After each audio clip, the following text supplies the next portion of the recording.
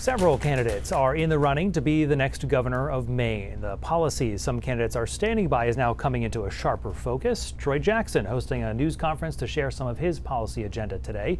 Our Phil Hirschkorn joining us live from Bangor this noontime. Phil, what can you tell us?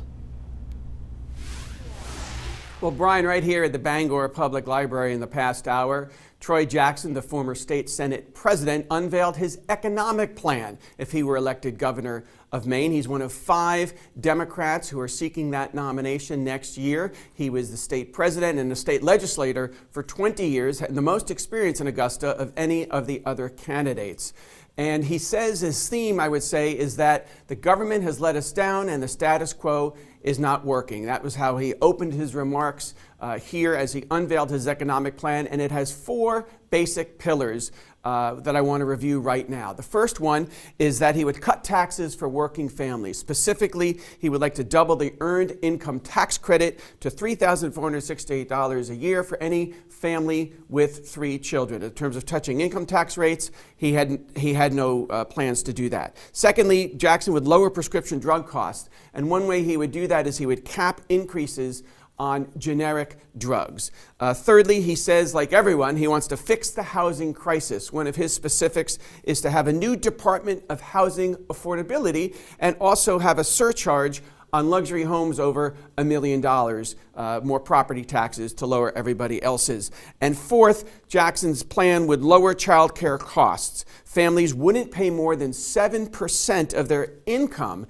for child care, and the first year would be free. Overall, here's how Jackson summarized his philosophy of his plan. And it's time for a new contract, a new deal between working Mainers and this government.